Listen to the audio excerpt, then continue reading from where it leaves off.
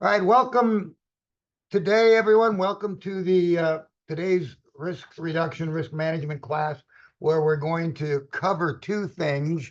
One, we're going to wrap up the forms related to the BRBC. There's a couple of forms I did not cover in the last session 2 weeks ago, so we'll wrap that up.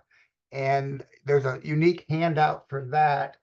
That's related forms part two. And then we're going to talk about a few selected forms that have, in some cases, relatively minor modifications, but maybe significant impact on how you do real estate. So I want to review. I went through all of them and selected 10 or 12 I thought were most appropriate to take a quick look at. What I did not select at this time, because we're going to do that in 2 weeks, we're going to go through the listing related forms, the modifications to listing related forms, and most importantly, the new RLA, which has been obviously significantly modified due to the NAR settlement requirements. I've also asked Lindsay to send to you the latest revisions to the BRBC. The BRBC that we're working with in these classes is a draft version, and it's not the final one yet. That's why it's mostly in red. And I've cautioned everyone not to begin using this. Use the one that's in car forms until the June release, which is toward the end of June. I have access to I don't know what you call it, kind of a living real-time folder with these revised forms. And as they make revisions, I get to see them and I'm checking on it constantly. And the BRBC has some significant revisions. I'll probably talk about that in a couple of weeks. That'll still be before it's actually released. Uh, just a little disclaimer with all these forms. Uh, I have done this for years and years and years. I have gotten ahead of the curve a little bit because I want you to hit the ground running when these forms come out. Usually the version that I'm teaching is very, very close to what will be the final version. There's been a few times where I have seen some significant revisions that would be necessary. And over the years, once in a while, I've said, this will probably be changed. I will tell you, with the new NAR settlement and all of the things that are being figured out, I have seen a little bit more tweaking of the forms in the draft stage than ever before, and hence the BRBC. I wanted to give you the latest version. That's probably the biggest document that's being modified, maybe even as we speak still. All right, so let's jump right into wrapping up the BRBC related forms. Let me open up my PowerPoint. First, let me share my screen. And then,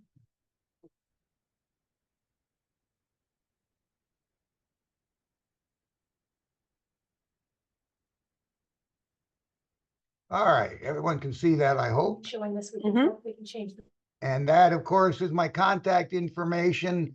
Most of you are pretty regular on this call. And let me make a comment about that. Again, I want to take my hat off. I want to commend all of you that lately it's every 2 weeks, sometimes every week, but every 2 weeks, getting on these kinds of calls to stay ahead of the curve with this NAR settlement. I'm just really, really impressed with your commitment to your career. One thing that we all know about real estate is it constantly evolves, things constantly change. We're going through some significant changes. I think in the end, it'll be good for the industry. I think if we work through a few little loopholes in the short term, once this gets all smoothed out, I think everyone will benefit. But obviously, it's a pretty big change from how you've been doing real estate. And I really want to commend all of you. I'm preaching to the choir. You get on these calls every other week or so, or in the past every month, to stay up to date on the latest forms and laws and trends. And I'm honored that you come to these classes, and I'm impressed and pleased that you care enough about your career and your clients that you do this. So thanks for being here. As you know, I'm available for any questions at any time, almost any time. If you're working, I'm usually available. So contact me by cell on the evenings and weekends, my direct line during the weekday. Of course, you can always email me. All right. Related forms to the BRBC Part 2, we're going to talk about two forms. So the first form we're going to talk about is the cancellation of the buyer representation form. I've kind of nicknamed it the Cobra for myself. I don't know if that'll stick with anyone else, but all right. So this form has been tweaked a little bit. This form has been out. It's going to be a couple of minor changes, but I wanted to walk you through this form in its entirety. So let's take a look at it. So at the top, of course, we identify the parties and the property. Interestingly enough, as we observed a couple of weeks ago, they don't really identify the property. And I'm not sure why it says property there. Maybe that'll be something that's removed, but for sure the parties, you, the broker, and then the buyer who was under contract with a BRBC. This is to cancel a BRBC. Okay. So notice the cancellation of the buyer's representation. This is the notice where the representation may be canceled by either party or both parties, and that can be accomplished on this form by signing the appropriate box in paragraph 2 and then delivering that to the other party. Now, they make a point that compensation, even though a buyer may cancel the buyer representation agreement, they still may be obligated to the broker that they signed a BRBC with. That's important in two ways. One, obviously, a protection for you, the agent. You have a buyer who wants to cancel the buyer representation agreement and you've done some significant work for them. You're probably protected, at least by contract. Also keep this in mind. Just because you meet a buyer who was maybe working and under contract to another agent and that buyer says, no, that's been canceled, that doesn't mean that that buyer doesn't still have obligations to compensate that agent. So look at this last sentence in paragraph 2 from two perspectives. And the second perspective, the latter perspective, you want to counsel the buyer with, what has that agent done for you, prior to the cancellation of the previous BRBC, because you might still be obligated. Just like as I go through this, I'm going to talk about how the buyer might be obligated to you if your BRBC with the buyer is canceled. Okay. So, by signing the applicable box in paragraph 2, that's, this first page is down below. Oh, I thought I turned my phones off. I apologize. Either the buyer, the broker, or both can give notice of cancellation of the buyer representation agreement and terminate their responsibilities to each other. However, compensation may be payable nonetheless. So, walks us through there. So the effective date of cancellation, it gets a little complicated, but as you get more and more familiar with it, it'll begin to smooth out in your mind. It depends on the kind of representation contract you have with the buyer. So if it's a non-exclusive representation, then the cancellation is effective immediately, or it can be pursuant to a written agreement, which is the BRBC, effective the day of, however many days after receipt of the notice. What that's referring to is back on the BRBC paragraph E, I believe it's 2E, if cancellation notice, if you check this box and put in a number of days, then the cancellation of a non-exclusive buyer representation agreement is effective X number of days after the receipt. And so that's what that's referring to there. Now, if there's a written agreement and it's for exclusive representation, then the cancellation is 30 days after receipt. So that's the difference. Non-exclusive, immediate, or if it's been modified, number of days after the notice. Exclusive, immediate. Like exclusive, 30 days after receipt. Sorry. All right. Now, regardless of the agreement, the parties may, whether it's exclusive or non-exclusive, the parties may agree to mutually cancellate the representation agreement immediately, or they can pick number of days, after the last signature on the mutual cancellation box on this form. So again, summarizing, non-exclusive, immediate, possibly a few days after, because you put that in the BRBC. Exclusive, 30 days after, or whatever the two of you, the buyer and the agent, agree to. So that's the three choices you have in paragraph B. All right. Yeah, the notice applies to all properties that may be subject to buyer representation, or you can list specific properties.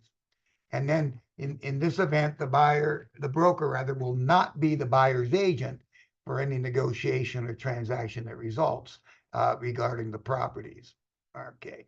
Compensation due to the broker. So if there's a buyer representation agreement calling for compensation in the event of cancellation, then the buyer agrees to pay the broker what's specified in the written agreement. So you still may be entitled to compensation, and that's referring to possibly properties that there's broker involvement in.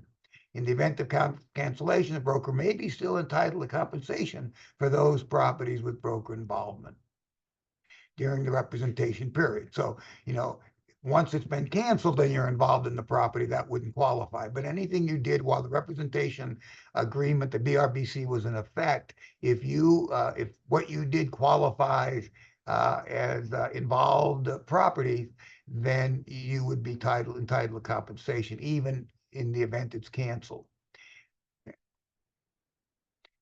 Or compensation can be paid for paragraph 3 below, which is the next page of this form. So you could check this box and say, no, we're not going to base our compensation on the fact that I was involved in the property and therefore I'm entitled to compensation. We're going to modify that in paragraph 3. Now, if paragraph 3 is in force, then both parties have to agree to the cancellation.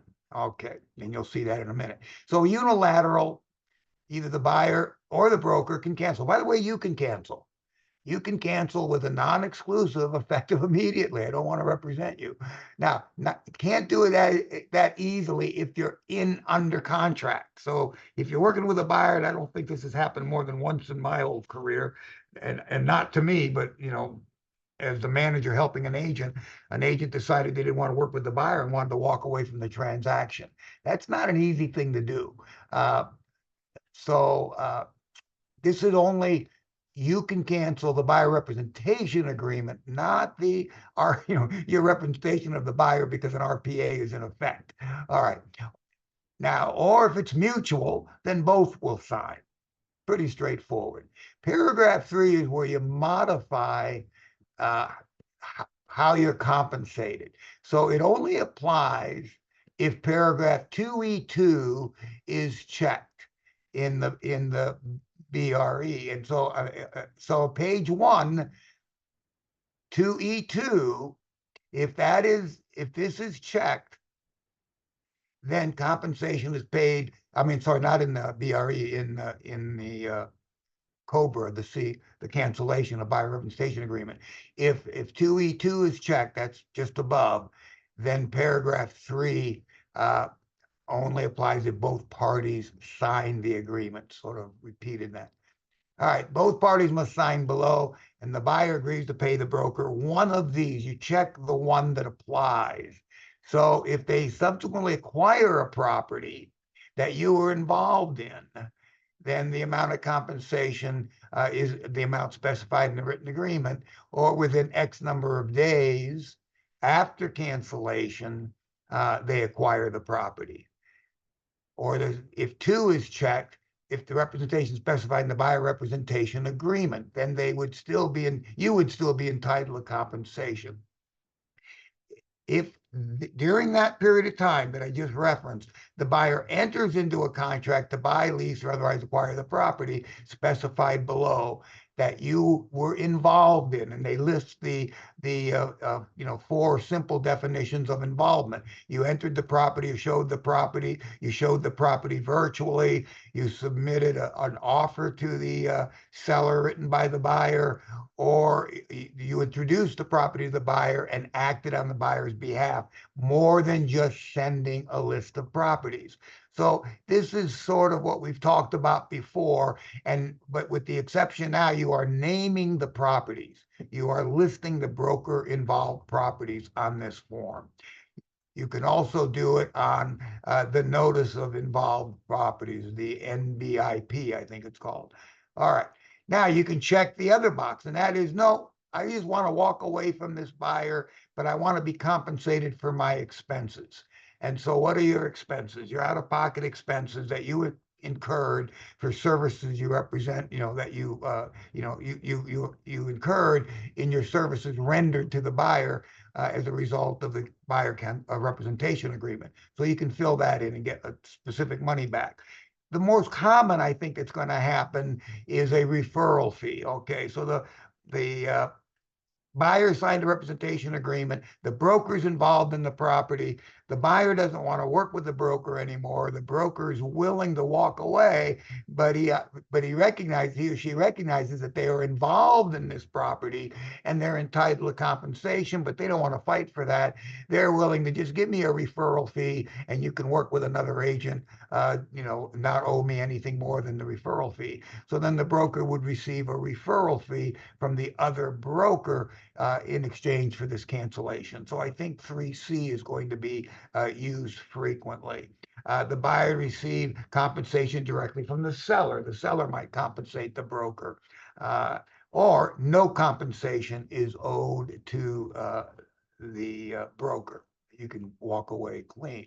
Now, if this box is checked and there's a subsequent acquisition of the property during the representation period, this is only applicable if there's an exclusive representation agreement and no contractual right to cancellation.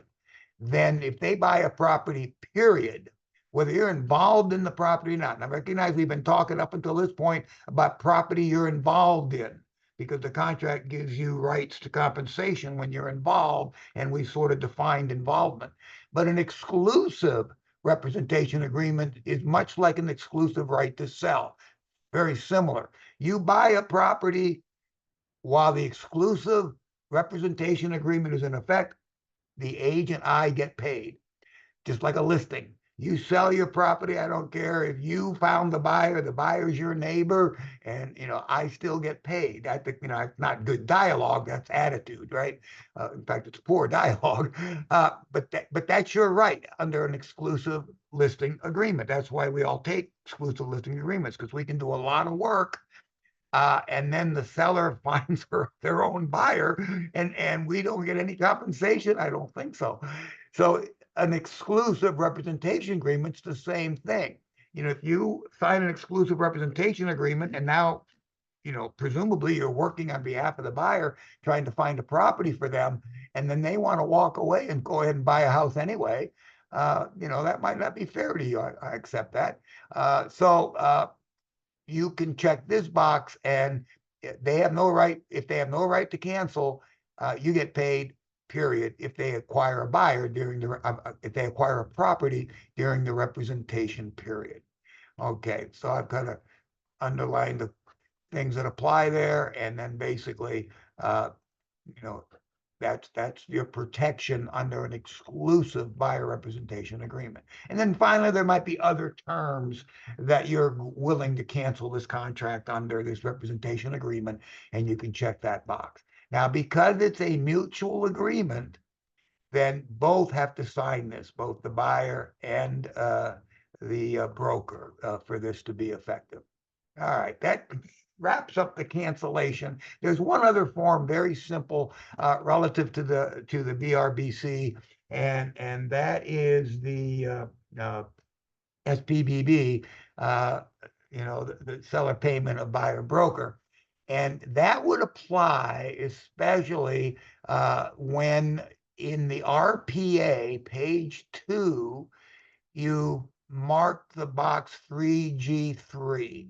The seller agrees to pay the obligation of the buyer to compensate the buyer's broker. So, so the form you would use in tandem with that is the SPBB. And we'll take a quick look at that form. That form's been out for a while, but as you can see with all the red and the blue, it's been significantly modified, but it's not super confusing. Let's just walk you through it quickly. So it identifies the agreement, purchase agreement. It identifies the property, because now you do have a property. It identifies the buyer and the seller. The seller is paying on behalf of the buyer. And now what they've added is it identifies the buyer's broker and the seller's broker. Now, because this involves commission, then the form has the legally required statement about commissions. It's in the right font size and in the right location. And so, form conforms to civil code regarding any written agreement involving commission. And then it talks about various things. So first of all, the seller payment to the buyer's broker. So it specifies the amount that the seller's agreeing to pay the buyer broker. So it's a percentage or a dollar amount, however you want to fill that in as appropriate. Now, the amount is subject to 1B below, and 1B is the maximum payment that the seller is obligated to pay is not more than, I didn't highlight anything, but it's not more than what the buyer broker agreement says. In other words, you cannot collect for representing a buyer more than the buyer's agreed to pay you. Now, the buyer can agree to pay you, but at the same time require that the seller pay that on their behalf. So if the buyer and you agree that you'll work for 2%, and now you cannot ask the seller for 2.5% without modifying your buyer broker agreement. You cannot have more from the seller or the listing agent for that matter than what your buyer representation states. And if there is no buyer representation agreement, then the seller is not obligated to pay anything to you, because it has to be specified in a buyer representation agreement. So it talks here about the buyer representation regarding compensation, and it states that paragraph 1 is no more than the amount the buyer is obligated to pay. And then delivery of the representation agreement. So how do you memorialize that? Yes, the buyer is obligated to pay me. Well, as I discussed in the BRBC class, I think a month ago approximately, the last page of the BRBC contains a repeat of the buyer's obligation to the buyer broker. It restates it. So you can send them page 4 of the buyer representation agreement to memorialize that. This was added as sort of a legal provision to protect you, and that is you are, as a buyer's agent, a third-party beneficiary to the agreement between the buyer and the seller that the seller will pay the buyer's broker. And like I said before in the class, this is important, I think. I'm not sure how often even we will do this, but for sure I can see a real problem if a unethical, not a very nice seller, after agreeing to pay the buyer's agent, refused to pay the buyer's agent, allowed the house to close, but then no, I'm not going to pay the buyer's agent. That happens from time to time. I've had situations where the other side irritated the principal so much, the principal called me up, or through their agent called me and said, we don't want to pay the other side. Well, you probably can't do that, and it's not a good thing to do. But my point is, it comes up. Here's your problem, absent paragraph 4 here. So you go to the buyer and you say, because this agreement is not between you and the seller, it's between the buyer and the seller. And they agree to pay you on behalf of the buyer. Well, it could be kind of hard to say to the seller, look, the seller didn't pay me, so now you got to pay me. When it was agreed the seller was going to pay you, and the buyer bought the house and they closed on it. Well, I need you to sue the seller, to get that money so I can be paid. Absent paragraph 4, that would be the pickle we're in. So paragraph 4 makes it real clear. We're a third-party beneficiary to that agreement, and we can pursue the seller directly if they fail to pay us. Not sure how often we'll be filing lawsuits, but the threat may go a long way to getting us compensated in that very unfortunate circumstance where you end up with a seller that won't pay you. Okay. And then finally, individual agent representation of both parties. This is important to pay attention to this paragraph, because what it says is that the same agent represents the buyer and the seller, and the agent in the listing agreement has agreed to a reduced commission. So I'm going to represent you for 5%, but if I work with the seller, if I bring the buyer, I'll only charge you 4%. Then regardless of what's in the buyer representation agreement, your total compensation can't be more than the 4%, and the buyer owes you no compensation. Why? Because you've already agreed with the seller. You would represent the buyer if the seller paid you 4%. I hope that's clear to everyone, and if not, maybe raise a question with Lindsay and we can answer it. But this is important because a lot of agents make it a practice on their listing agreement to reduce the commission the seller is going to pay if you represent both sides. You are also limiting how much you get paid, period. So under the buyer representation agreement, now you think, oh, I got a buyer going to pay me 2.5. I told the seller I'll do it for 4, 2 for each. So I got 2, I'm gonna get the other half from the buyer. If you're following my math, that might be your logic. Nice thinking won't work. You can't do that. Okay. So you can't have more compensation. The buyer owes you no compensation because the seller's agreed to pay you if you represented both sides. All right. And of course, everybody signs this. So that completes the BRBC related forms. Maybe it'd be a good idea to jump to questions now, if we have any there, Lindsay, and then if it gets too long, I'll table the rest of them and move to the next presentation. Sure. We have a question from Ron, and he says, isn't all of this to make sure the clients understand the documents? These changes seem to confuse everyone. Well, not to take a lot of time, but I was going to also make a little speech about these documents are very confusing, and that's one of the reasons I'm trying to get ahead of the curve and give them to you. For the most part, the changes, like I said, are minor as they evolve, and some of them I've seen some other changes, but it's not going to matter. You look at the form, that'll be simple. The BRBC had some significant changes. I wanted you to see it. Ron, I agree with you. There's a lot of confusion here because we didn't have to do this. If I'm understanding your more a comment than a question, I agree. They're very confusing. They're very new to many of us. For those of us who've never used BRBCs, half of these forms we've never even heard of because we don't use a BRBC. So what your challenge is in the next 2 months, because August, I believe it's August 19th, might be August 17th, I forget. It's going to be required. So study them a lot. I'm going to do more classes, and any questions you have, reach out to me, and I'm happy to help you one-on-one.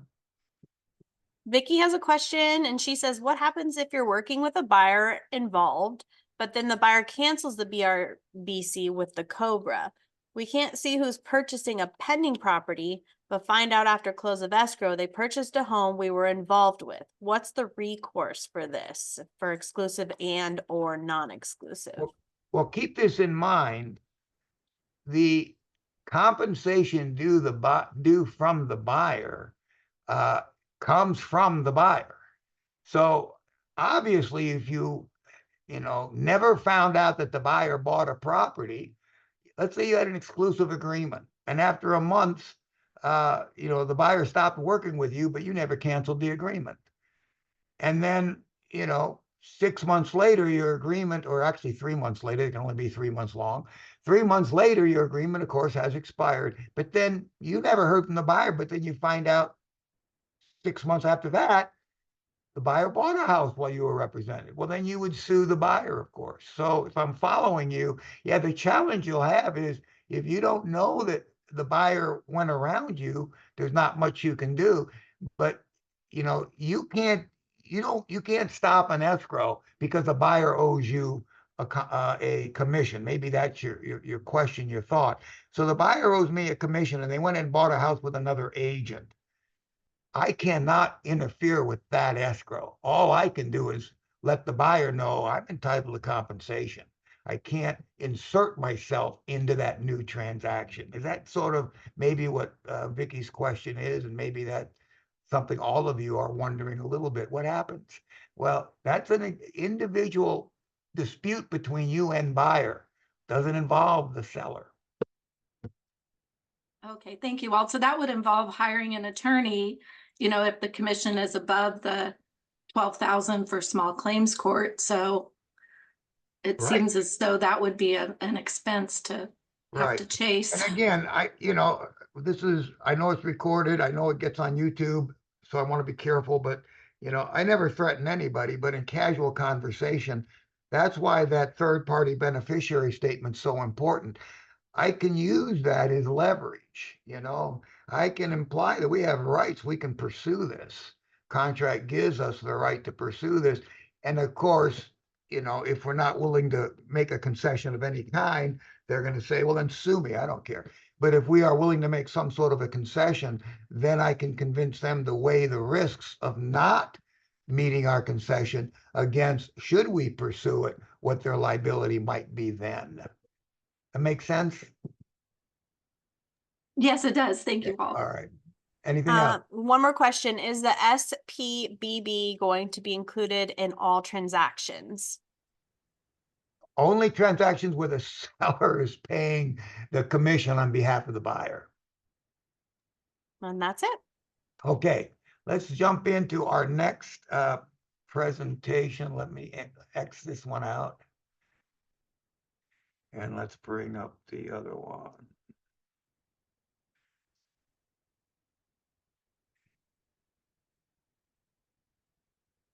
There we go. I think my usual contact information. You probably memorized that by now. Well, I hit the wrong button there. I'm sorry.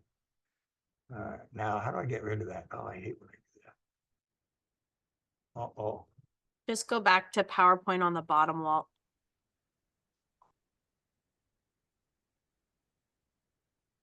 There you go. Thanks, Lindsay. I'd be dead without Lindsay and Emily. I hope you all know that. You probably all do know that. I think I said last time, not that I'm the Wizard of Oz. It's more like I'm I'm just the guy out front. The real people that are pulling all the levers and pushing all the buttons behind the screen is Lindsay and Emily. Thank God they're close by. I could shout out, help. Okay, some selected forms, new and revised forms from the June 24 release. So let's take a look at a few of them. This is not a new form, but it's been modified, and you're going to want to pay attention to this form and what is associated with this form. This is the buyer's homeowner insurance advisory, the BHIA. That, I believe, that prints with the RPA now. I'll check on that. I should have checked. I apologize. And it's very likely that we're going to require this form in our transactions for no other reason than insurance is a real problem. And we don't want the buyer to take it lightly and then end up losing their deposit because insurance is either unavailable or prohibitively expensive. I think most of you have picked up on this. I have always preached this. Insurance is not something you do when escrow calls you up and says, hey, we're going to close at the end of the week. I don't have your insurance yet. Oh, let me call my broker. Insurance should be treated by a buyer just like a loan app. So congratulations. You got the house. Now get a hold of the lender so we can get that loan moving forward, and get a hold of your insurance agent so we can check on the property and get your premium. Because in some cases, insurance companies are requiring inspections or doing their own inspections. And in many cases, the quotes we're getting are just through the roof, and the buyer is now shopping around, and in some cases having a hard time finding insurance. So this form addresses that issue, and it talks about a new contingency in the RPA. So paragraph 2 has some modifications in it, and it does talk about the fact that your contract may contain a contingency, and it does, by the way. And the reason it says may is it may not if you waive it. So I'm waiving all my contingencies, and they've never even talked to an insurance agent, and then they find out it's going to cost them $30,000 a year for insurance. I'm not buying this house. Well, you waived all your contingencies. See, so your contract may contain a contingency, and I would argue relative to insurance, you want to make sure you address that before you start waiving contingencies with your offer. And you have a cancellation right to a specific contingency regarding insurance, or it could be part of your investigation contingency. Now, that's the good news. Even if you waive one and not the other, you probably have that right. So let's take a quick look at that. The RPA is going to be modified in June. The new RPA will have this new change in it. It'll have this insurance contingency as an itemized contingency. So that will have to be specifically removed in the absence of removing all contingencies. And we'll talk about that when we talk about the modified CR-B, a contingency removal buyer. All right. So if the buyer waives or removes the contingency before determining the availability and cost of insurance, the buyer is acting against our advice. So I just advised you, and the reason I did that is I want you to advise your clients to be careful regarding insurance. All right. So you didn't do an inspection. If the house has a cracked slab, that's pretty serious. But if the house has a toilet that doesn't work, that ain't so bad. We'll buy a new toilet. So, but insurance, that can be a big ticket item every time. So pay attention to that. And then it talks about that in this paragraph, the California property insurance market. It doesn't say it, but we all know it's kind of a mess. All right, so that's the first form, the BHIA. The commission agreement, I just want to take the opportunity to tell you that it exists. Most of you may know that, and you can use it for compensation. It's most commonly used by a seller. This is not a buyer representation agreement. So I don't believe this form could replace a BRBC. When NAR says you have to sign a buyer representation agreement, this is not that. This is purely a commission agreement. So I wanted to take the opportunity to tell you this. And the modification is pretty simple. It's that you are entitled, if this form is signed, again, it's usually signed by a for sale by owner, and this one and the single party compensation agreement can be somewhat interchangeable. Single party compensation agreement is more detailed, and most importantly, names of the buyer. This doesn't name any buyer. So if a seller agrees to sign a compensation agreement, and and you put a date in here, say 30 days out, and then you show the buyer that you thought might want that house, and they don't like it, but a buyer might. Oh, I got another buyer I'm working with, and they might like it. So you ask the seller, can I bring that buyer back? Yes. Well, this would cover you in either case if it was within this time frame. So they got to enter into a contract not later than, and then, of course, has to record. All right. This form also has MLS and the opt-out. Obviously, you're not representing the seller, so you're not involved in the MLS, and that talks about that. And so that's for your protection. And both parties, of course, have to initial here that this has been read. You've presented it. That's what your initials mean. And the principal has read it. They're aware of it. That's what their initials mean. And then they added to this the fact that the MLS images, the seller consents to the broker providing images related to the transaction, and the seller also assigns the rights to those images to the agent. So if you end up putting images in the MLS as a result of this, it separates the seller's ownership of those images from the seller. All right, cancellation of contract and deposit of escrow. Again, a relatively minor change, but it has a big impact. And I'll just remind you of this form. This is a two-part form. It's actually two forms in one, if you will. So you're all familiar. Well, unfortunately, you are probably. You've done real estate long enough. Sooner or later, you'll see this form. So this is not used to sign a listing agreement, or cancel a listing agreement, or a BRBC. It's used to sign a cancellation of a purchase agreement. Okay, so paragraph 1 is the unilateral cancellation. One person can cancel. Doesn't mean they are free of any obligations they have under the contract. Just because you cancel the contract doesn't relieve you of your obligations under the contract. So, I don't want to get in the weeds here. If you want to talk about it, give me a call. But when a seller says they want to cancel, when I talk to the seller, part of the conversation is you can do that. You have every right in the world to do that. That does not relieve you of your obligation to compensate us.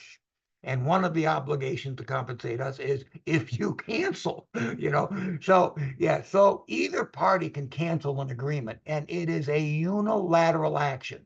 You do not need both parties to initiate the cancellation.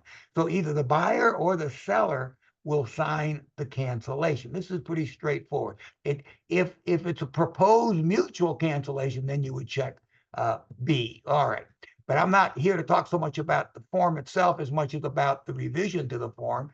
Now, part 2 is the cancellation of the escrow. And as a part of that cancellation, the cancellation of all obligations under the RPA. See? And so this is bilateral. So both people have to sign it. Now, what's changed in paragraph 2 is 2C2. See, seller authorizes release of the buyer's deposit to the buyer. That can be checked. I mean, 2C1, I misspoke. What's changed is 2C1.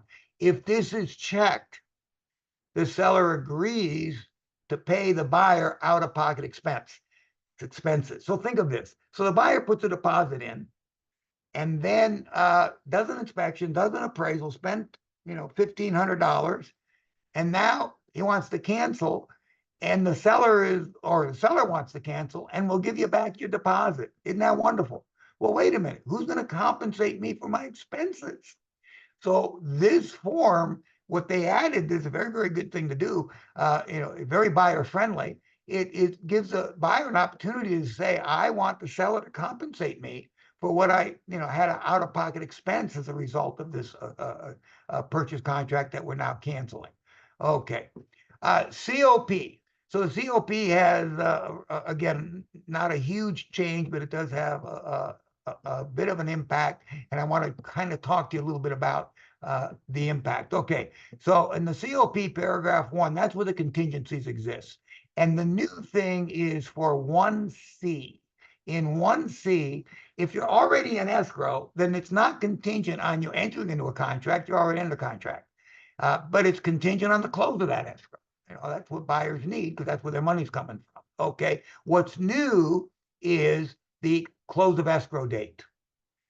That is now in the contract. Now, I'm going to show you this as we go forward. If they're late on closing, that doesn't necessarily give you a right to cancel. That's the point I want to make. But at least knowing when it's supposed to close makes it easier for you to track the progress of that escrow. Why? Well, as you'll see in a minute, well, I'll get there. You have the right to track that escrow. So the close of escrow of the buyer's property, if 1A or 1C is checked, and 1C is you're already in escrow, and you've told us what the close of the date is, the buyer has until the close of escrow of the sale of the buyer's property or the scheduled close of the seller's property, or not later than 5 days before the scheduled close of the seller's property. So even though the buyer's escrow closed, he has time even if that escrow is delayed, not canceled, delayed, the buyer has time to allow that escrow to move forward. It's going to be delayed a week, but that's okay. It was going to close 2 weeks before I got to close on the seller's property. The buyer may still continue in the contract. The fact that that escrow date is going to change doesn't necessarily give you, the seller, the right to cancel. Now, if it changes to after the date that you're supposed to close as the seller with this buyer, yeah, that would be a problem for the buyer. Okay, so the status, this is what I talked about before.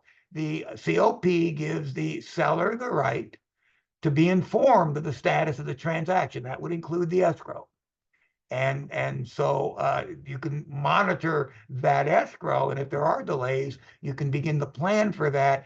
Are these delays going to impact their ability to close, period? In which case, maybe we need to be proactive and adjust our closing date, or if we're unwilling to do that on our side, then we're going to have to inform the buyer, we're not going to give you that extra time, might as well cancel now. Okay, because again, the buyer's obligated to close on this property on the date that contract says, that RPA says. All right. Cancellation of buyer's property. If the buyer enters escrow and either party to that escrow gives notice to cancellation, the buyer must tell you that.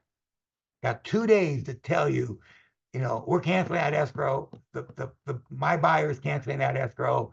So now you get to know that as the listing agent. All right, now what's the importance of that? Well, that takes us down to seller's right to cancel. One of the reasons for you to cancel is if the buyer gives you notice that either party's canceling the contract on the buyer's property. So if that escrow that the buyer has to sell their property is canceled, you have the right to give the buyer notice that you're canceling. Hope that's pretty clear. So that's a little easier.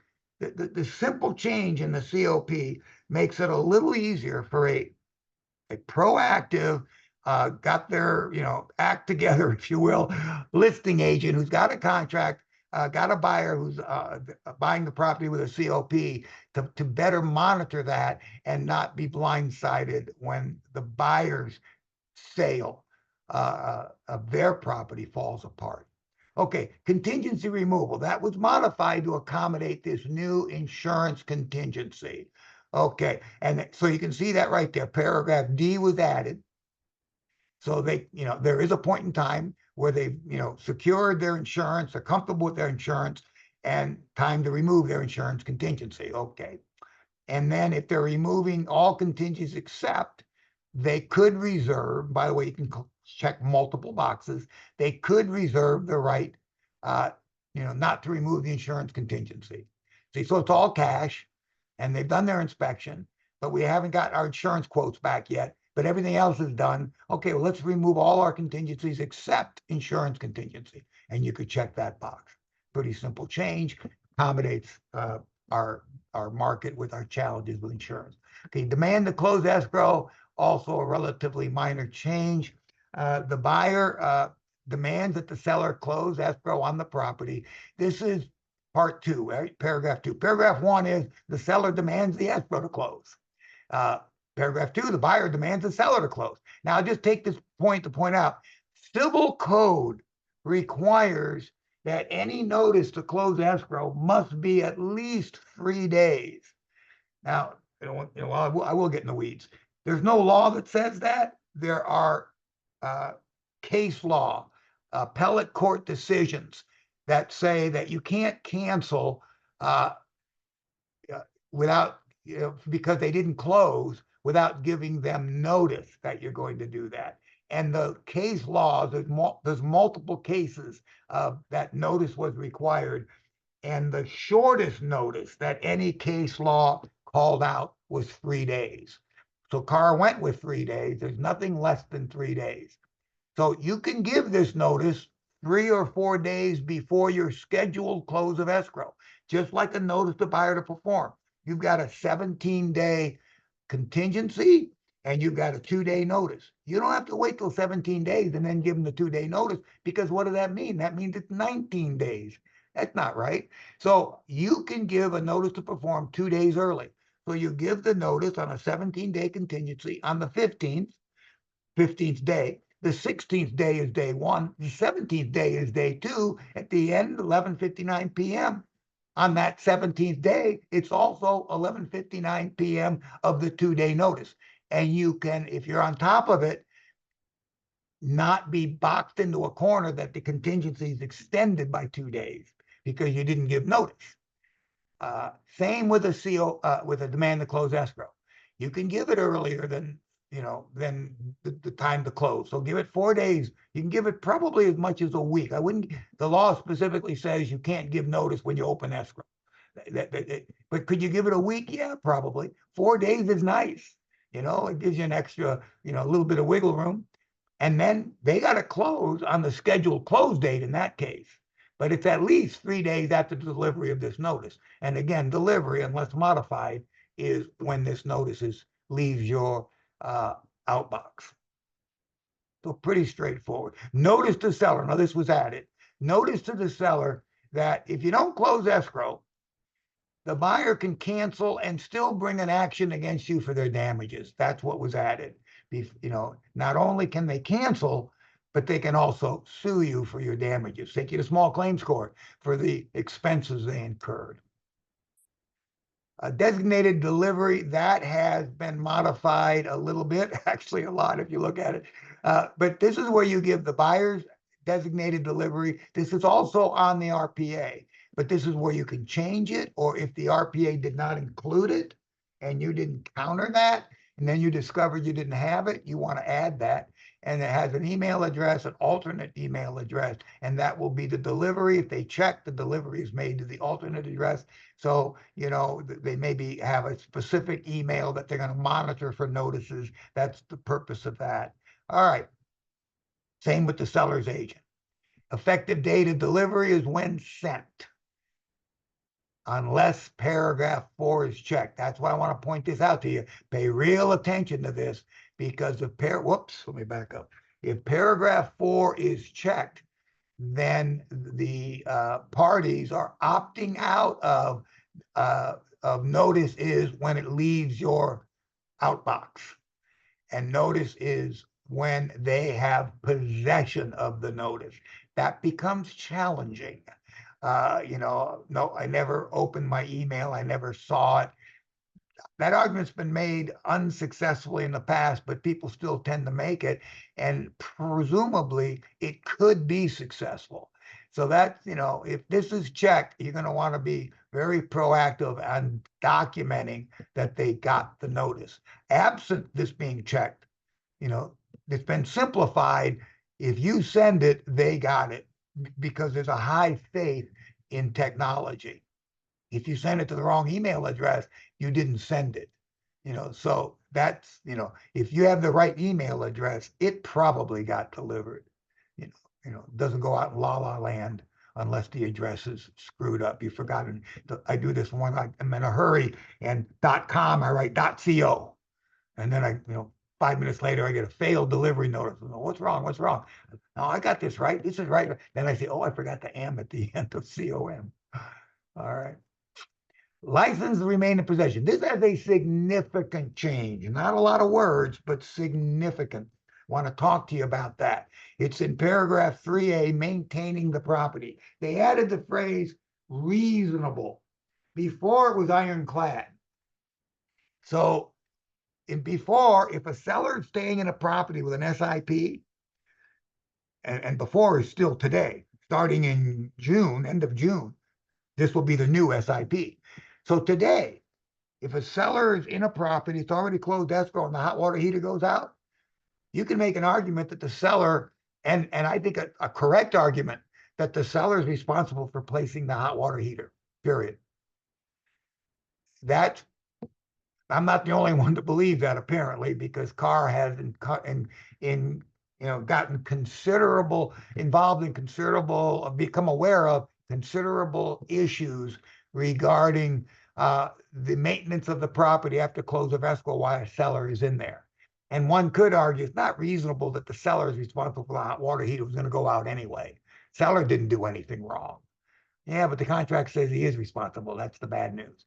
So Carr has cleaned that up a little bit relative to a seller. Relative to maintenance, the old SIP was extremely buyer friendly.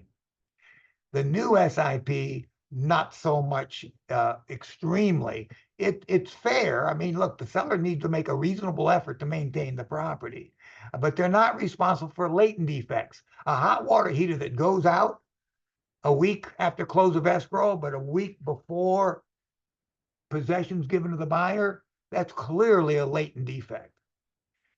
And with the new SIP, I would caution a buyer, you're not going to prevail demanding the seller replace the hot water heater.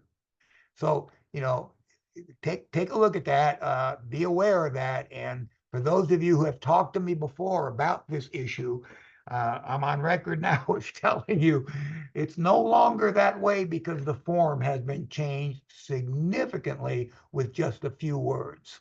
So I hope that's real clear to everyone. All right, single party compensation agreement, they added a whole bunch. We talked about that a few minutes ago. You identify the principles, talk about compensation, that hasn't changed. What has been expanded a little bit is the representation, disclosure, and representation paragraph. And so a broker can act for the principal only. That would be the seller who's signing it in all probability. The broker could be acting as a dual agent, or the broker could only be acting as the agent of the other party, period. And so that's a little clearer as to the representation on the new form. And then it has, you know, the potential for representing more than one buyer and competing buyers and sellers. Also has an MLS and it has the authority to enter it into the MLS after close of escrow. That's important down there. You know, those of you who want to get credit for like market share and all of that with the MLS, you can put a for sale by owner transaction in the MLS once it's closed escrow. All right. And it requires, of course, both parties to initial that so they're aware of that.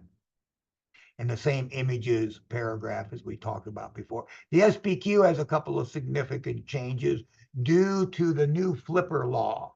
So the new flipper law talks about, well, first of all, let me talk about the first thing.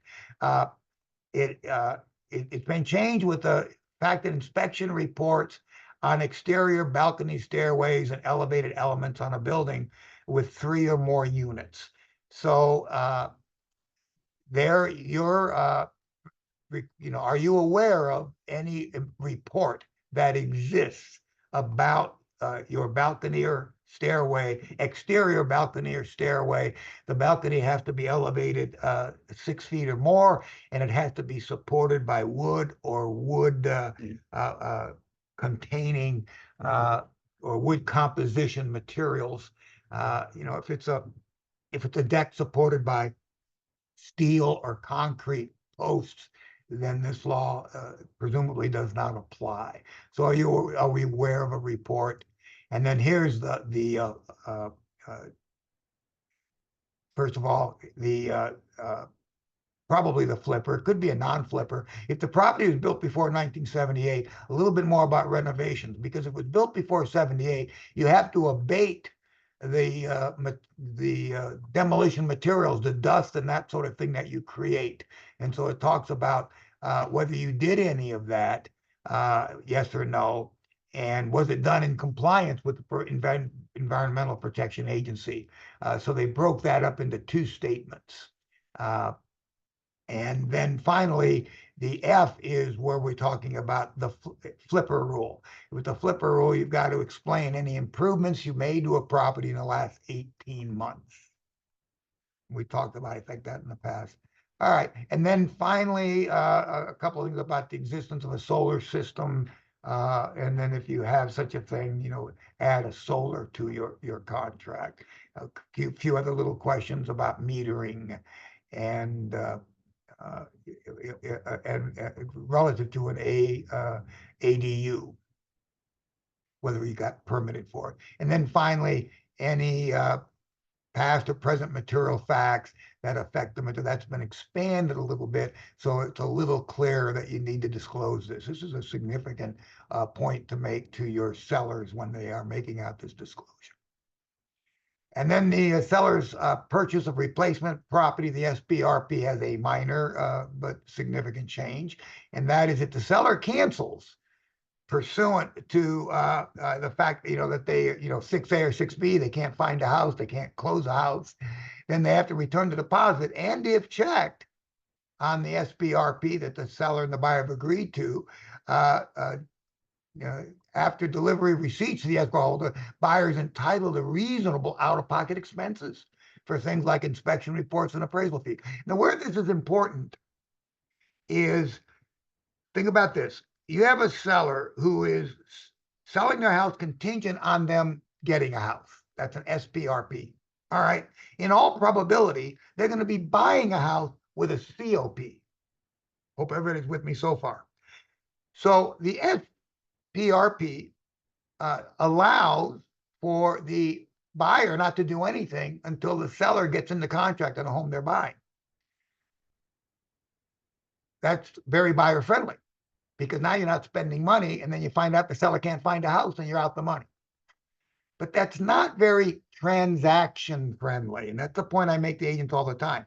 Even to a buyer, this is not necessarily a good thing. Yeah, you don't have any money at risk, but you're also making it harder for the seller you want to buy another house and get out of this house so you can buy it. You're making it harder for that seller. Why? Because you haven't done your inspection. You haven't done your appraisal yet. And I know you're saving the money, but imagine the seller presenting an offer with a COP, and that listing agent says to our seller, well, what's the status of the offer? What do you mean? Well, have they done their inspections? Have you done your repair request? Oh, no, we haven't done inspections yet. Well, has your buyer, have they started their loan? Have you done your, no, we haven't done that. The seller of the home that your seller is trying to buy could very easily say, go away. You may have nothing here. How do we know your buyer won't do an inspection and then cancel? So I don't think it's a good thing necessarily. People get to do what they choose, but my definition of sales, I help them make decisions they're glad they made that they might not have made without me. So I counsel a seller, not that I'm doing this, I'm telling you, they might want to consider, even though you're risking the appraisal and inspection, to agree to what a smart seller is going to say. No, I want you to do this immediately, because I want that done so that when I find a house with a COP, I can say to that listing agent, my buyer's done his inspection. We've agreed to repair. The house is appraised, loans practically approved, ready to fund.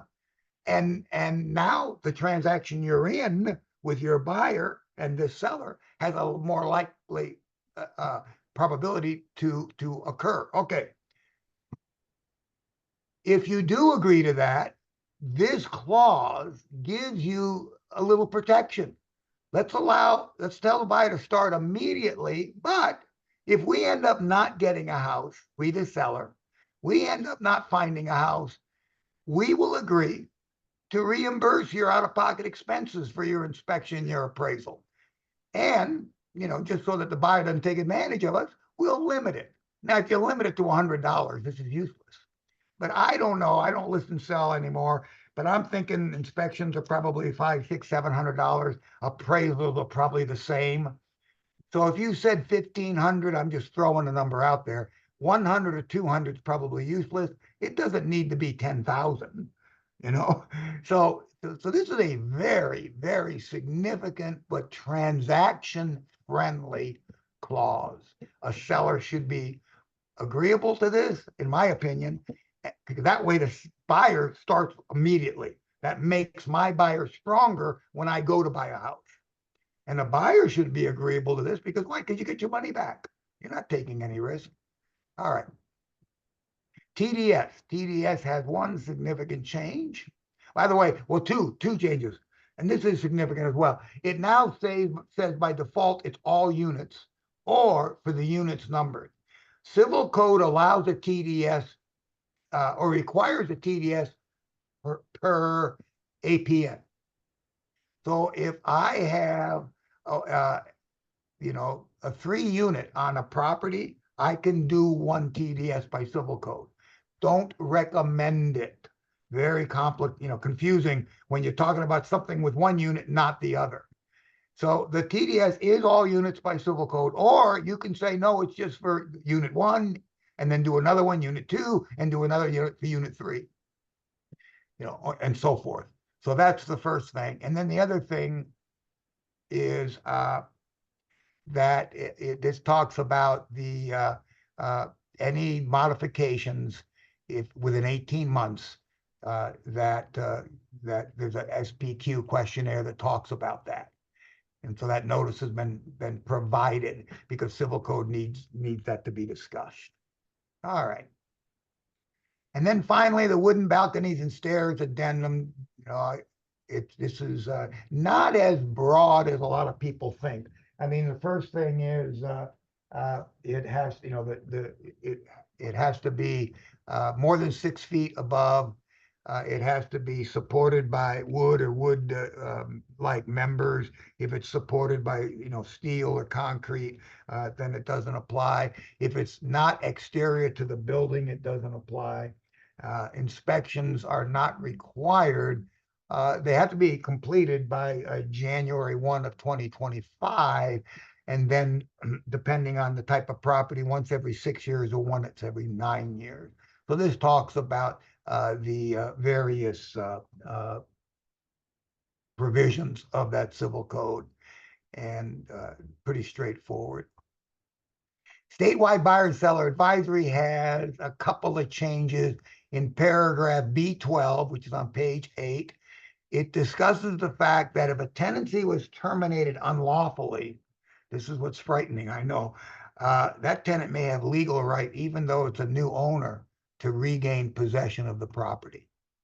So if you know a property was tenant occupied, you might want to be certain of the terms of that termination to make sure it was done lawfully, because that could be a significant problem for the buyer. And that's paragraph B12. And then F10, it's on the bottom of page 14, the top of page 15. I blended them together on this slide. It does talk about the wooden stairs and other structures that now have an inspection requirement. That's it. Thank you, all of you, for your continued attention. And Lindsay, we have questions. Yeah, we have happy. 2 questions. Sharon asks, is the demand to close escrow 3 calendar days or 3 business days? Demand to close escrow is 3 calendar days, but the last day has to be a day escrow's open. Would the buyer's home warranty cover the hot water heater? The buyer's home, yeah, probably. I mean, if you don't have any documentation that the hot water heater was a problem, you know, then you're probably going to be covered. You want to look at your policy to be sure, but it makes sense. Is there anywhere where to protect the buyer that the seller has to sign a statement saying they got the tenant out legally? There's disclosures that how was the tenant evicted from the property. So yeah, so the answer to the question is, yeah, there are disclosures that affect. I think the TOPA even addresses that as well. Those are all the questions in the chat, unless anyone has any questions they want to unmute themselves and ask. I don't think Don't see any hands anyone up. does. Nope. Okay, well, I guess I covered everything adequately enough. Didn't confuse you too much. Thanks again for being here. We're going to, in 2 weeks, talk about seller-related new forms and specifically pay attention to the changes to the RLA. And again, keeping you informed on all the developments with NAR and the settlement. That settlement is moving along pretty well. If you've heard that some buyers have filed objections and tried to slow it down, they're losing one by one by one. So, you know, it hasn't all happened yet, but conventional wisdom is this settlement is probably going to go. DOJ has gone on record in another lawsuit, not in the one that this NAR settlement was, Sitzer Burnett, but in another lawsuit on the East Coast, I think PIN MLS. They made a statement they don't like the seller offering compensation in any form, period, to a buyer's agent. And that's not what our settlement prohibits. Our settlement allows the seller to offer compensation. We just can't put it in the MLS. DOJ has gone on record as saying they don't think that goes far enough. A lot of talking heads believe that their objection wouldn't survive a constitutional challenge. How can you prohibit a seller from advertising? I'll give you a bonus if you buy something. That's basically it. Hey, if you buy my house, I'll pay your agent. What's illegal about that? How is that a restraint of trade or antitrust? So conventional wisdom is the DOJ is way overreaching.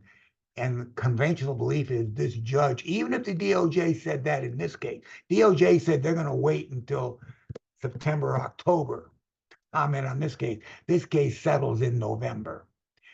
That's the final approval date. They've said they're going to wait till maybe October to give their comment. Wow. But even if their comment is along those lines, a lot of people think this judge will say, because it's just an opinion. They're not a party to the lawsuit. So if you've heard anything there, that hopefully clarifies. I think the bottom line is, as I said at the beginning, you're doing the right thing. You're paying attention to, number one, the forms, the law and the forms, the rules. And number two, hopefully you're beginning to develop presentations. We're going to focus more and more on that going forward, how you win buyer representation agreements with your buyers. With that, I'll sign off. Thanks again, everybody. Have a great, great rest of the day. And go Celtics tomorrow, game 1 of the finals. Thanks, you, Walt. Walt. Good Have luck, a good Walt. one. Bye, Thank you, everybody. Walt.